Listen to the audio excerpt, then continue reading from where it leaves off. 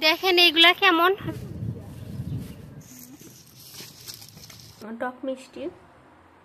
আসসালামু আলাইকুম, সবাই কেমন আছেন? আশা করি আল্লাহর রহমতে সবাই ভালো আছেন। তো আমার আরেকটা ব্লগ শুরু করে দিলাম। আর যেখান থেকে আমার এই ব্লগটা দেখছেন তাদের সবাইকে অসংখ্য অসংখ্য ভালোবাসা এবং শুভেচ্ছা জানিয়ে শুরু করছি আজকের ব্লগটা।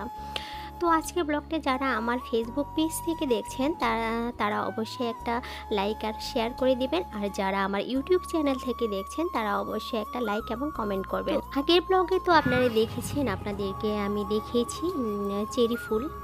পর্তুগালে অসংখ্য চেরি ফুল ফুটেছে। তো আর পর্তুগালে তো সবখানেই আপনারা দেখতে পারবেন এরকম উঁচু নিচু পাহাড়, আর এতটা সুন্দর মাশাআল্লাহ, কি বলবো, দেখে শেষ করা যাবে না, আল্লাহর দুনিয়া বলেও শেষ করা যাবে না। তো খুব সুন্দর সুন্দর জায়গা আমি আপনাদের কিন্তু আমার ভিডিওর মাধ্যমে শেয়ার করি। তো এই যে আপনাদের আগের ব্লগে তো দেখেছি এখন যাচ্ছি। আজকে আমি আপনাদের সাথে শেয়ার করব লোকাল পর্তুগিজদের বাসা মানে গুলা কেমন হয়, আর এতটা সুন্দর হয় দেখলে অভিভূত হয়ে যাবেন। তো শুরু থেকে শেষ পর্যন্ত দেখবেন, আশা করি অবশ্যই আপনাদের ভালো লাগবে।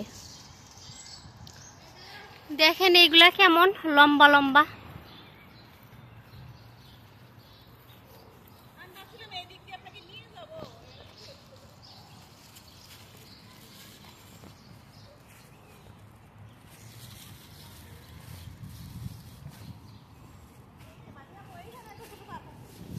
মানে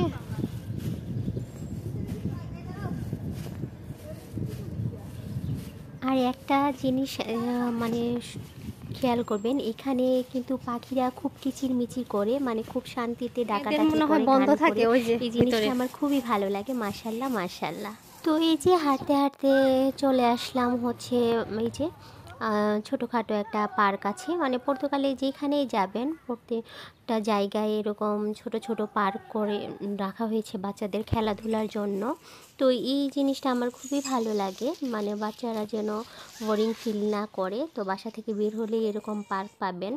তো এই যে দেখুন বাচ্চারা তো এসে খেলা শুরু করে দিয়েছে, মাশাআল্লাহ ওদের দেখতেও ভালো লাগছে। আমারও মনে হয় মাঝে মাঝে যদি আমরাও বাচ্চা হলে যেতে পারতাম।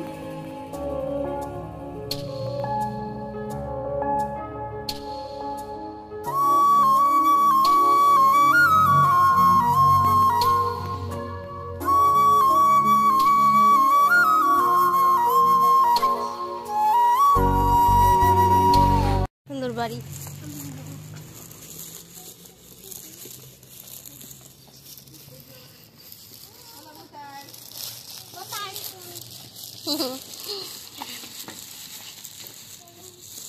এখানে সব বুড়ারা থাকে বেশি।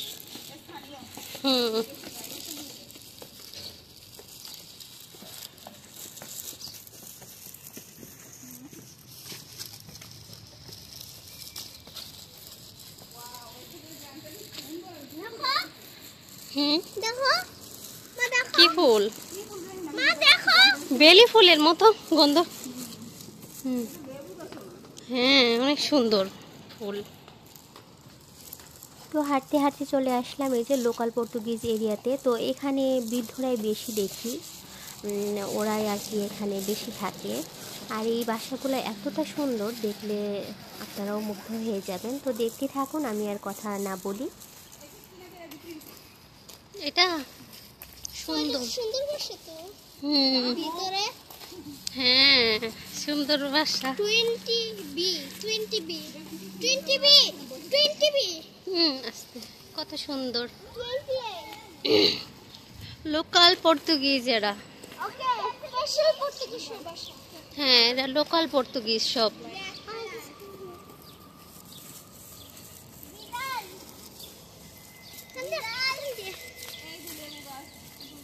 লেবু আছে একটা আছে কিন্তু চাই।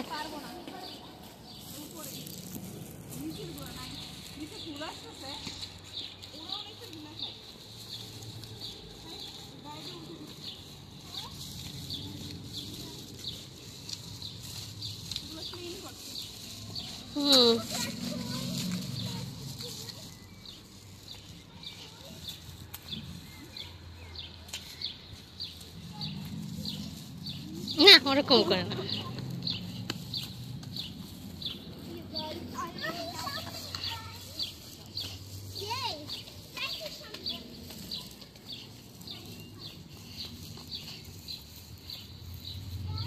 যে আপনারা তো দেখতেই পাচ্ছেন আমরা কিন্তু উপর থেকে নিচে নামছি, আর এই যে এরকম ঘুরিয়ে ঘুরিয়ে রাস্তা, কারণ এখানে বৃদ্ধরা বেশি থাকে, তারা যেন নামতে পারে ইজিলি, সেজন্য এরকম করে বানিয়েছে পাহাড় কেটে। আর এখানে সিঁড়ি দেয়নি, সিঁড়ি দিলে বৃদ্ধদের নামতে অসুবিধা হবে, এই জন্য এই যে এরকম রাস্তা করে দিয়েছে। তো মাশাল্লাহ খুবই ভালো লাগে এখান দিয়ে হাঁটলেও। আর এই যে বাচ্চাদের সামনেই স্কুল, তো স্কুলের কাছেই আমরা এই যে আগের ব্লগেও দেখেছি যে ফ্রুটসটা আমরা পেরেছিলাম, লকওয়াট বা নেসপাড়া। তো এখানেও একটা গাছ আছে, তো এখান থেকেও পেরে বাসায় নিয়ে যাব, তার আপনাদের আর কি লাস্টে দেখাবো। শেষ পর্যন্ত দেখুন, অবশ্যই ভালো লাগবে। বাচ্চাদের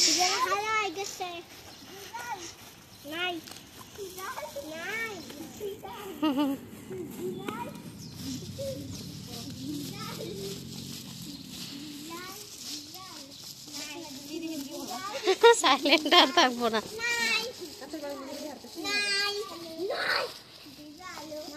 ভাল লাগে, অনেক ভাল লাগে।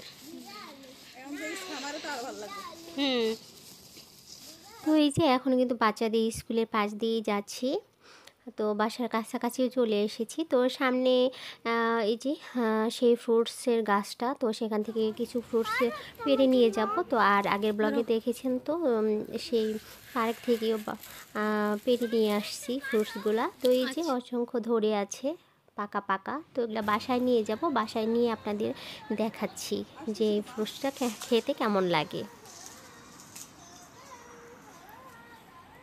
এই যে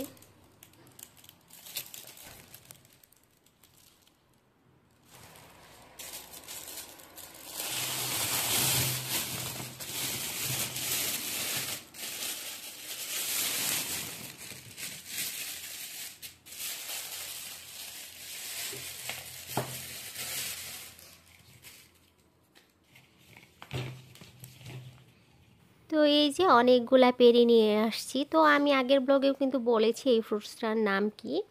তো এটা হচ্ছে নেসপেরা, ইউরোপীয় ভাষায় নেসপেরা বা লোকওয়াট বলে, আর জাপানিজ ফল যেহেতু এটা ফ্রুটস, এটা তো জাপানিজ ভাষায় মেডলার বলে।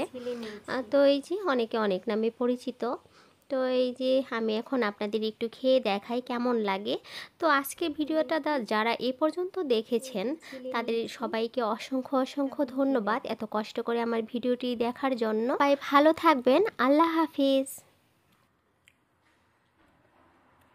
টক মিষ্টি, যে ভিতরে এমন বীজ থাকে,